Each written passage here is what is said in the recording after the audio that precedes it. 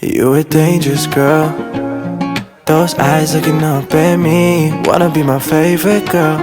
Hi guys, இந்த வீடியோவில் நம்ம என்ன பார்க்க போகிறோம்னா வாழ்க்கை அப்டேட் 2 இன்னைக்கு வந்து நம்ம மார்னிங் வழக்கம் போல் எழுந்தாச்சு. காலையில் காஃபி குடிக்கிறது எல்லா வேலையும் வந்து முதல்ல செஞ்சிடணும். அதனால் வந்து காஃபிலாம் குடிச்சிட்டு உட்காந்து யோசிச்சுக்கிட்டு இருந்தேன்.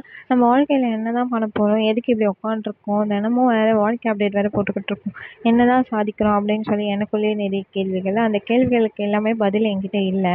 உங்கள் யார்கிட்டயுமோ அது இருக்காதுன்னு எனக்கு தெரியும். நானும் யோசிச்சு டயர்டாகி என்ன பண்ணேன் அப்படின்னு சொல்லி பார்த்தீங்கன்னா, சரி ஓகே நம்ம இருக்க வேலையாச்சும் செய்வோம், அதையாவது உருப்படியாக பண்ணுவோம் அப்படின்னு சொல்லி பண்ண ஆரம்பிச்சிட்டேன்.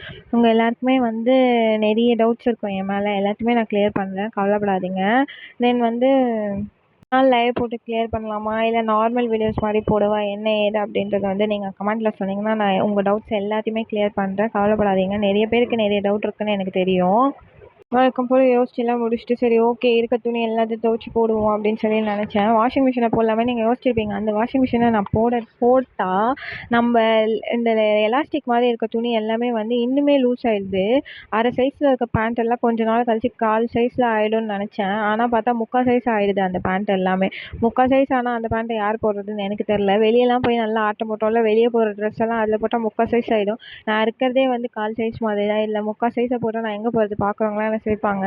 ஒரு வழியாக துணியெல்லாம் துவைச்சி முடிச்சுட்டு ஃபோன் நோண்ட ஆரம்பிச்சிட்டேன். நான் பாட்டுன்னு நம்ம வந்து தினமும் செய்கிற வேலை என்ன, இதை மட்டும்தான் நம்ம உருப்படியாக செய்வோம் அப்படின்னு சொல்லிட்டு அந்த ஃபோன் நோண்ட ஆரம்பிச்சிட்டேன். நிறைய பேர் யோசிக்கிறீங்க நான் எங்கே நடந்து போய்கிட்டு இருக்கேன், நான் வந்து கிளாஸ் போய்கிட்டு இருக்கேன். அந்த டீட்டெயில்ஸ் வந்து உங்களுக்கு கண்டிப்பாக உங்களுக்கு ப்ரொவைட் பண்ணுறேன், நீங்கள் கவலைப்படாதீர்கள். ஒரு வழியாக நமக்கு உணவு தாண்டா முக்கியம் அப்படின்னு சொல்லி யோசிச்சு இருக்குது எல்லாமே வந்து இன்றைக்கி என்ன ஸ்பெஷலாக எங்கள் வீட்டில் உணவு பண்ணணும் அப்படின்னு சொல்லி பார்த்தீங்கன்னா, எங்கள் வீட்டில் வந்து பிரிஞ்சி செஞ்சுருந்தாங்க.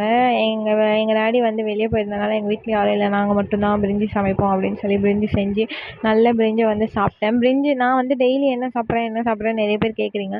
நான் என்ன சாப்பிட்றேன்னு தெரிஞ்சுக்கணுன்னா, நான் வந்து அப்புறு குக்கிங் வித் அப்புறுன்னு ஒரு சேனல் வச்சுருக்கேன். அந்த சேனலில் வந்து நான் தினமும் என்ன சாப்பிட்றேனோ அது எல்லாமே வந்து அப்லோட் பண்ணுறேன். மறக்காமல் அந்த சேனல் போய் நீங்கள் பாருங்கள்.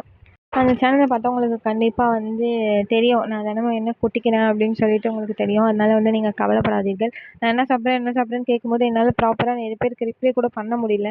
நிறைய பேர் கேட்குறீங்க என்ன ரிப்ளை பண்ண மாட்டேறீங்க அப்படின்னு சொல்லிட்டு. எனக்கு வந்து சரியாக நான் பார்க்கல. நான் பார்த்தேன்னா நான் கண்டிப்பாக ரிப்ளை பண்ணுவேன், யாருக்கும் ரிப்ளை பண்ணாமலாம் இருக்க மாட்டேன். தென் வந்து நம்ம வழக்கம் போல் வந்து உணவு எல்லாமே உட்கொண்டு அன்றைக்கி வந்து எனக்கு ரொம்ப ஃபேஸ் வந்து ஒரு மாதிரி ஃபீவராக இருந்துச்சு. ஸோ அதனால் ஒரு மாதிரி டல்லாக இருந்தேன். ஒரு வழியாக கிளம்பி போயிட்டேன். ஈவினிங்காக டயர்டாகி இன்னுமே என் ஃபேஸ் வந்து ஒரு மாதிரி டல்லாகி நானே ரொம்ப இதுவாகிட்டேன். நம்மளுக்கு வந்து உடம்பு சரியில்லைன்னு சொல்லிட்டு நம்ம வீட்டிலேயே படுத்துட்டு அப்படியே இருந்தால் வேலைக்கு ஆகாது. நம்ம எழுந்து ஓட ஆரம்பிக்கணும் அப்படின்னு சொல்லி நான் நினைப்பேன். அதுக்காக தான் வந்து நான் உடம்பு சரியில்லைனாலுமே ரொம்ப முடியலன்னா வீட்டில் தான் இருந்தாலும் வேறு வழி கிடையாது. மற்றபடிலாம் நான் வந்து இது பண்ண ஆரம்பிச்சிடுவேன். தென் வந்து சந்து வந்ததுனால அவளை மீட் பண்ணுவோம் அப்படின்னு சொல்லி கிளம்பி போக ஆரம்பிச்சிட்டேன். அவளை மீட் பண்ணுவோன்னு சொல்லி கிளம்பி போய் அவள் கொஞ்ச நேரம் நின்று என்கிட்ட பேசிகிட்டு இருந்தா. அவளை பார்த்தே ரொம்ப நாள் ஆயிருக்கும், உங்களுக்கும் தெரியும் எனக்கும் தெரியும். தென் ஒரு வழியாக அவகிட்ட பேசிலாம் முடிச்சுட்டு அவளுமே வந்து இது அதுன்னு கொஞ்ச நேரம் கதையெல்லாம் சொல்லிக்கிட்டு இருந்தா. அந்த கதையெல்லாமே முடிச்சுட்டு தென் வந்து அவகிட்ட இருந்து கொஞ்ச நேரம் பேசி முடிச்சுட்டு எங்கள் வீட்டுக்கு வந்துட்டேன். வீட்டுக்கு வந்ததுக்கப்புறம் காஃபி குடிக்க ஆரம்பிச்சேன். காஃபி குடிச்சிட்டு இந்த டேவே முடிச்சுக்கிட்டேன். Bye bye guys. Like share